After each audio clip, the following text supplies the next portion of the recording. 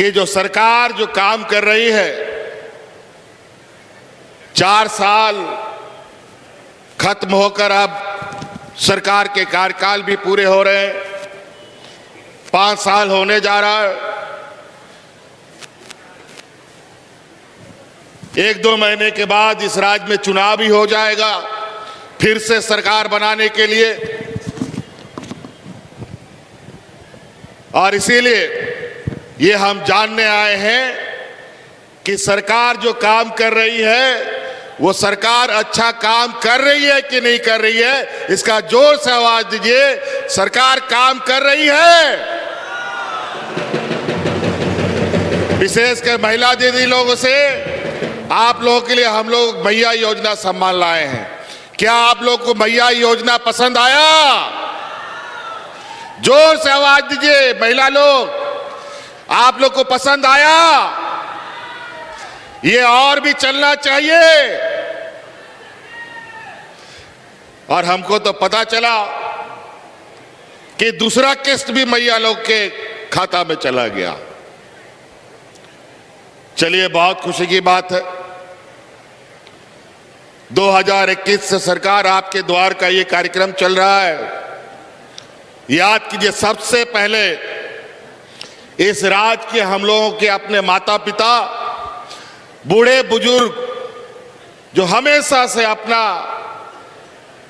Pension के लिए दलाल और ब्लॉक का चक्कर काटता था, आज हमने ऐसा कानून बनाया कि इस राज्य का सभी बूढ़ा बुजुर्ग विधवा महिला को पेंशन मिलने लगे। आज दिया लगा करके, टॉर्च लगा करके भी ढूंढोगे, कोई बुजुर्ग बिना पेंशन का नहीं मिलेगा, कोई विधवा महिला बिना पेंशन का नहीं मिलेगा।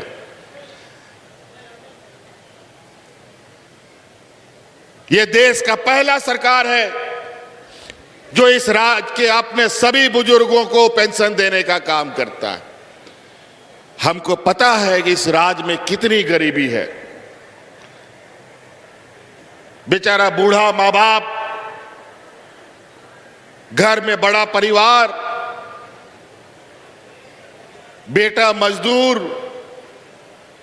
हालात ऐसे भी रहे हैं कि कई जगह बूढ़े माँ बाप को घर से भी बाहर निकाल देता है। लेकिन अब बूढ़े माँ बाप को कोई घर से बाहर नहीं निकालेगा, क्योंकि हर महीना माँ बाप को 1000 रुपया का पेंशन सरकार दे रही है। अब उसके बाद मैया सम्मान योजना आया। हमारे विपक्ष के लोग, अभी तो हम सरकारी योजनाओं को देखने के लिए आपके पास धरातल पे ये योजना उतरती है कि नहीं उतरती है, लोगों को इसका लाभ मिलता है कि नहीं मिलता है, इसके लिए हम जिला जिला घूम रहे हैं और वास्तविकता की जानकारी ले रहे हैं। और आज हमारे विपक्ष के लोग बोलते हैं कि ये दीदी मैया योजना सरकार बनने समय क्यों नहीं चालू किया, क्यों नहीं लागू किया, अभी चुनाव आया तो क्यों लागू किया। अरे नालायक बेईमानों, याद करो, सरकार 2019 में बना, उसके बाद कोरोना कौन लेके आया विदेश से, जरा बताओ। जो दूसरे देश में कोरोना फैला था वहां से कौन ढो करके लाया, ये बताओ। और पूरा देश में 2 साल तक कोरोना का बादल छाया रहा। हाट बाजार, गाड़ी मोटर सब बंद, काम धाम नौकरी चाकरी सब बंद। हम लोग का कई घर का, गांव का, देहात का नौजवान अलग अलग राज्यों में मजदूरी करने के लिए, नौकरी चाकरी करने के लिए, फैक्ट्री में काम करने के लिए जाता था। ऐसा लॉकडाउन का अंधा कानून, तुगलकी फरमान इन लोगों ने जारी कर दिया कि हम लोग का घर परिवार का नौजवान घर नहीं वापस आ पा रहा था। उस समय यही आपका बेटा यही आपका भाई आपके परिवारजनों को हवाई जहाज से ढो ढो करके आपके घर में पहुंचाने का काम कर रहा था।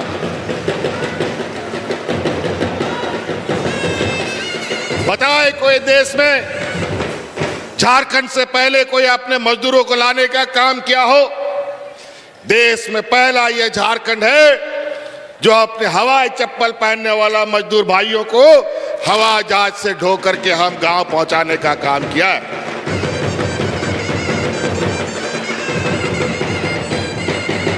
दो साल तक जहां डॉक्टरों की कमी, अस्पतालों की कमी, दवाओं की कमी, ऐसे हालात में ऐसी महामारी ऐसे गरीब पिछड़े राज्य के लिए एक अभिशाप होता है।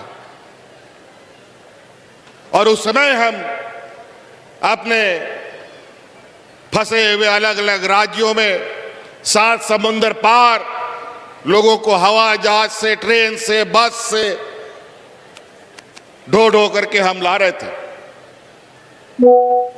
और ये लोग ऐसा हालात पैदा कर दिया कि ये मजदूर अलग अलग राज्यों में फंसे, लोग ट्रेन में कट के मर गया। महिलाएं चलते चलते सड़क में बच्चों को जन्म दे रही थी। ये ऐसा बुरा हाल कर दिया था इन लोगों ने। लेकिन उन लोगों के लिए गाड़ी नहीं चला। कई लोग आधे रास्ते में लोगों ने दम तोड़ दिया। लाखों किलोमीटर पैदल चलने के लिए मजबूर हो गए, लेकिन इनकी आंख में एक आंसू नहीं टपका। और उस समय हम लोगों ने यह संकल्प लिया, हम लोग हर हाल में अपने मजदूरों को लाएंगे। उसके बाद पीछे पीछे और भी राज्य लोग हिम्मत किया और अपना मजदूरों को लाने का काम किया। और कोरोना में जो स्थिति बनी, आम दिन जब डबल इंजन की सरकार थी, यही भारतीय जनता पार्टी का सरकार 2019 के पहले कोई कोरोना नहीं था, कोई महामारी नहीं था, कोई लॉकडाउन नहीं था, लेकिन उस समय दर्जनों लोग हाथ में राशन कार्ड ले लेकर के भात भात करते मरा था। लेकिन हम लोगों ने 2 साल कोरोना के इस भयावह दिन में एक भी मजदूर को यहां भूख से नहीं मरने दिया। एक भी मजदूर को हमने नहीं मरने दिया। और वो इसलिए नहीं मरने दिया कि इस राज्य की हमारी महिला दीदियों ने सरकार के साथ खड़ा होने का संकल्प लिया। याद कीजिए 2019 का वो दिन जब गांव-गांव, पंचायत में महिलाएं फ्री में खाना बना करके मजदूरों को खिलाने का काम करती थी। और उसी समय हमने यह संकल्प लिया कि हम इस राज्य की अपने आधी आबादी को मजबूत करेंगे, उनको अपने पैरों में खड़ा करेंगे। और आज हमें पता है राज्य के हालात, गांव के हालात, यहाँ के समाज के लोगों की क्या स्थिति है। आज गांव देहात में इतने इतने गरीब लोग हैं कि छोटा छोटा काम के लिए कभी किसी को बीमार हो जाए, कोई स्कूल में बच्चा का फीस भरना पड़े, तो अगल बगल के लोगों से या महाजनों से उधार लेना पड़ता है। लेकिन हमने संकल्प लिया है, आने वाला 5 साल के अंदर हर एक घर में 1-1 लाख रुपया पहुंचाएंगे, किसी से भीख मांगने की जरूरत नहीं पड़ेगी। ना आपको महाजन से उधारी लेना पड़ेगा। और अभी हमको पता चला है हमारे विपक्ष के लोग कि आज दीदी मैया की योजना के काट में कोई नया योजना लेके आने वाले हैं। ये बस चुनावी जुमला है इनका। 20 सालों तक इन लोगों ने राज किया, क्यों दीदी मैया योजना नहीं चालू किया? क्यों बूढ़ा बुजुर्ग को पेंशन नहीं दिया? क्यों हमारी आने वाली पीढ़ी को संभालने वाली बेटियों के लिए सावित्रीबाई फुले योजना लाया? आज इस राज्य में कोई ऐसा बच्ची नहीं है जिसको सावित्रीबाई फुले से हम लोगों ने नहीं जोड़ा हो। आज सभी बेटियां, हमारे गरीब घर की हालात इतने खराब रहते हैं कि बेटियों को लोग बोझा मानते हैं।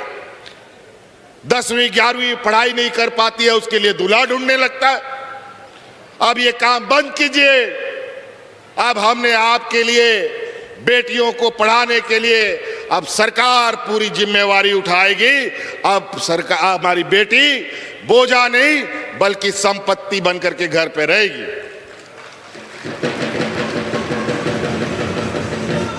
पढ़ाइए, लिखाइए, डॉक्टर बनाइए, इंजीनियर बनाइए, वकील बनाइए। सरकार का गुरुजी क्रेडिट कार्ड भी घर में रखिए। बेटा बेटी को इंजीनियर वकील पढ़ाना हो, उस कार्ड को लेके बैंक में जाओ, 15 लाख तुरंत आपको बच्चे को पढ़ाने के लिए मिलेगा। और तो और कोई बंधक नहीं रखेगा जमीन, गाय गोरू बंधक रखने का जरूरत नहीं है।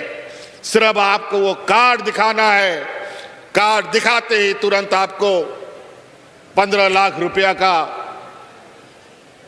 बच्चों को पढ़ाने का पैसा मिलेगा। तो कई ऐसी चीजें